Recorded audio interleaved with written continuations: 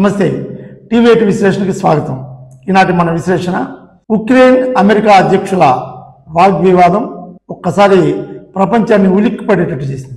America దాదాపు ప్రపంచాన్ని మేము శాసిస్తున్నాం, మేము ఒక అగ్రరాజ్యం అని విర్రవీగేటువంటి అమెరికా అధ్యక్షుడిని ఒక చిన్న దేశం, అష్ట కష్టాల్లో ఉన్నటువంటి దేశం, అది యుద్ధంలో దాదాపు అంపశయ్య మీద ఉన్నటువంటి దేశం అధ్యక్షుడు ఒక్కసారిగా రివర్స్ అయ్యి ప్రపంచం మొత్తాన్ని ఉలికిపాటు గురి చేసినటువంటి, ఆశ్చర్యానికి గురి చేసినటువంటి, ఆసక్తికరమైనటువంటి అంశాలని రేకెత్తించేటువంటి పరిస్థితి ఈరోజు యావత్ ప్రపంచ మీడియాలో చోటు చేసుకుంది. మనకు తెలుసు, ట్రంప్ అమెరికా అధ్యక్షుడిగా ప్రమాణ స్వీకారం చేస్తూ ఎలక్షన్ ముందు క్యాంపెయిన్లో కూడా ఉక్రెయిన్ రష్యా యుద్ధాన్ని ఆపుతాను అని చెప్పి తన ప్రసంగాల్లో చెప్పినటువంటి విషయం మనందరికీ తెలుసు. అందులో భాగంగా ముందు రష్యా అధ్యక్షుడితో కలిసి నేనే అధ్యక్షుడిగా ఉంటే అసలు యుద్ధం జరిగేటువంటి పరిస్థితి ఉండేది కాదంటూ చక్కని భాషను వ్యక్తపరుస్తూ, అందులో భాగంగా ఉక్రెయిన్తో మాట్లాడుతూ యుద్ధం ఆగేలా మేము చేస్తాం,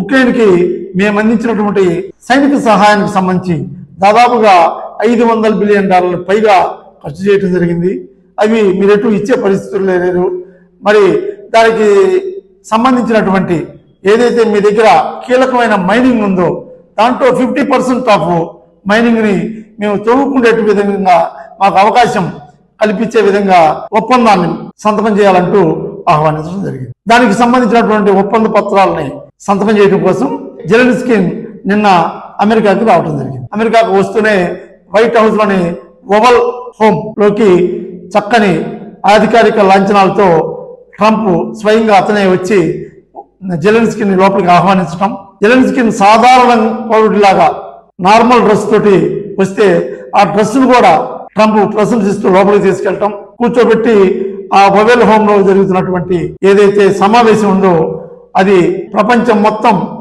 ఆసక్తిగా ఉగ్గబట్టి ఎదురు చూస్తున్నటువంటి సమయం. ఉక్రెయిన్ అధ్యక్షుడితోటి ఏం మాట్లాడతాడు, యుద్ధం ఆపే దశలో ఏ విధమైనటువంటి సంభాషణ జరుగుతుంది, అమెరికా తన అనుకున్నటువంటి మైనింగ్ రాపించుకునే దశలో ఎటువంటి ఒప్పందాలు జరుగుతాయని ఉక్రెయిన్ యావత్ ప్రజలతో పాటు నాటో దేశాలతో పాటు యావత్ ప్రపంచ దేశాలు కూడా ఆసక్తిగా ఎదురు చూసినటువంటి తరుణంలో ఒక అనూహ్యమైనటువంటి, ఆశ్చర్యకరమైనటువంటి, ఎప్పుడూ జరగనటువంటి సంఘటన చోటు చేసుకుంది.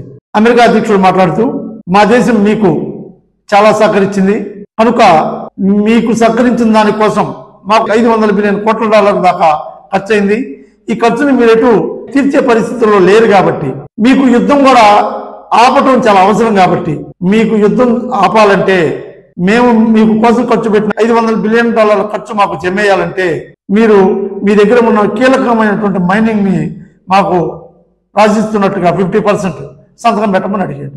అందుకు జెలెన్స్కీని మాట్లాడుతూ మీకు మా మైనింగ్ కి సంబంధించినటువంటి 50% మైనింగ్ తవ్వుకోవడానికి అగ్రిమెంట్ సంతకం పెట్టడానికి మేము ఓకే, కానీ మాకు కొన్ని డిమాండ్లు ఉన్నాయంటూ ఆయన కొన్ని డిమాండ్లు అడిగినటువంటి పరిస్థితి. అందులో భాగంగా ఒకటి, మాకు నాటో సభ్యత్వాన్ని ఇప్పించాలి, రెండోది ఏదైతే రష్యా మా భూభాగాన్ని ఆక్రమించిందో దాన్ని తిరిగి మాకు అప్పగించాలి, మూడోది భవిష్యత్తులో రష్యా మాతో ఎటువంటి యుద్ధాన్ని తలపెట్టినా యుద్ధంలో మీరు మాకు పూర్తి సహకారం అందించాలి, ఈ భరోసా మాకు కనుక మీరు ఇస్తున్నట్టయితే నేను ఈ మైనింగ్ సంబంధించినటువంటి అగ్రిమెంట్ మీద సైన్ చేయడానికి ఓకే అని చెప్పి తెలియజేయడం. దానికి వెంటనే అది కుదరదు, నువ్వు భవిష్యత్తులో కూడా యుద్ధాలను కవించి ప్రపంచ యుద్ధానికి నువ్వు దారి తీసే విధంగా ప్రవర్తిస్తున్నావు, యువర్ స్టూపిడ్ ప్రెసిడెంట్ అంటూ ట్రంప్ ఒకంత కోపం ప్రదర్శిస్తూ మాట్లాడిన సందర్భం. వెంటనే జెలెన్స్కీని మాట్లాడుతూ మీరు మమ్మల్ని పిలిచి అవమానిస్తున్నారు, మీ డిమాండ్ మీరు చెప్పినప్పుడు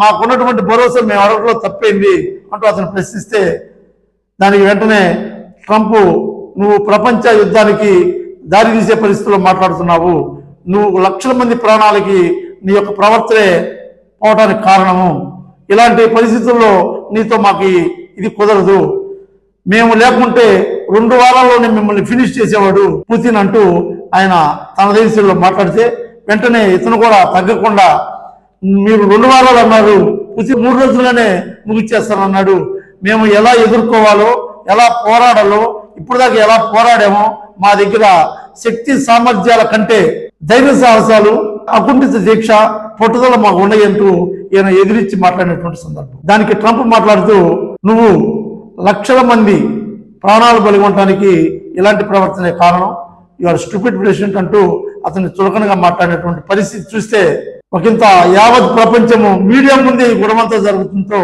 అన్ని లైవ్లు చూసినటువంటి అమెరికా అధ్యక్షుడిని, అగ్రరాజ్య అధిపతిని, ప్రపంచానికి పెద్దన్నగా భావించేటువంటి పరిస్థితుల్లో ఉన్నటువంటి అమెరికా అధ్యక్షుడిని, ఒక చిన్న దేశం, బాధల్లో ఉన్న దేశం, ప్రాణాలు చేతపట్టుకొని పోరాడుతున్నటువంటి దేశం, అమెరికా సహకరిస్తేనే ఇన్నాళ్ళు యుద్ధం చేయాలన్నటువంటి దేశం అమెరికా మీద తిరిగి మాట్లాడితే ఒకసారి ప్రపంచం ఉలిక్కిపడింది.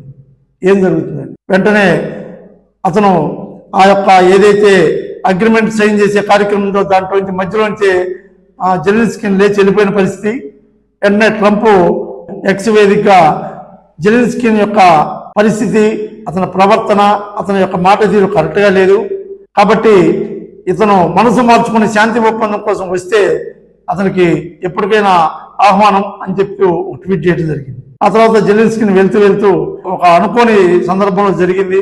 దీనికి సంబంధించినటువంటి మళ్ళీ ఏదన్నా అవకాశం ఇస్తే నేను పాల్గొంటాను సిద్ధమేంటో అతను కూడా ట్వీట్ చేయడం జరిగింది.